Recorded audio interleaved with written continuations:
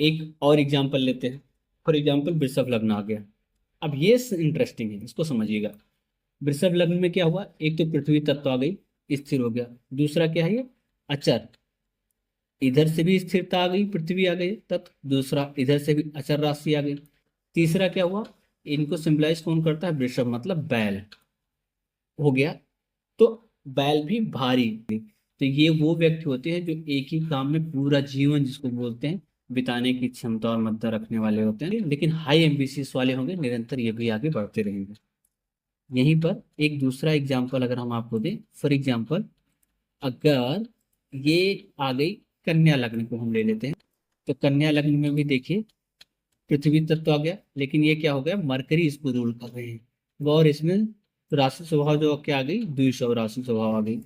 तो ये क्या, मरकरी क्या, जो बुद्ध होते हैं, वो बुद्धि का प्रतीक माने जाते हैं। गुणा गणित इनकी बहुत अच्छी होती है। तो सोच समझ कर ये लोग जो है निर्णय लेंगे। उसमें जरूरत पड़ने पर, क्योंकि ये दो स्वभाव राशि वाली है, तो परिवर्तन भी कर सकते हैं, लेकिन वो अस्थायित्व और स्थिरता वाला परिवर्तन रहेगा।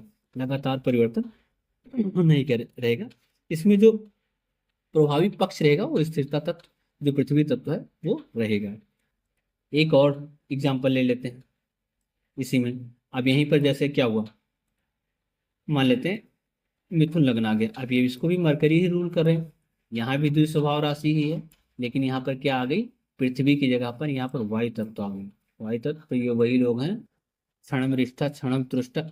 अभी 1 मिनट में कुछ और बातें कर रहे हैं, अगले 2 मिनट में कुछ और बातें कर रहे होंगे, डोनाल्ड ट्रम्प भाई साहब की तरह।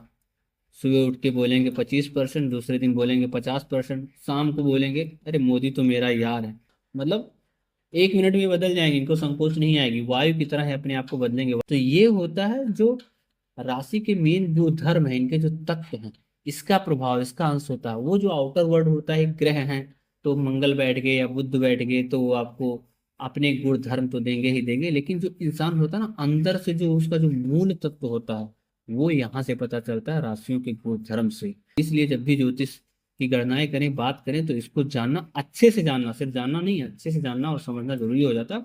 तो मेन ऑब्जेक्टिव भी मैंने आपको समझा दिया। बस अब आप इसको याद कर लीजिएगा, अग्नि तत्व की कौन कौन सी है, 1, 5, 9, पृथ्वी तत्व 2, 6, 10, वायु तत्व की जो है 3, 7, 11, जल की 4, 8, 12। इसके पिछले वाले पार्ट में चर अचर द्विस्वभाव पढ़ा दिया था, यहाँ से भी दे सकते हैं। जितने रेड कलर वाले हैं वो चर हैं, जो ब्लैक में हैं वो अचर हैं, जो बहुत ज्यादा परिवर्तनशील नहीं होते।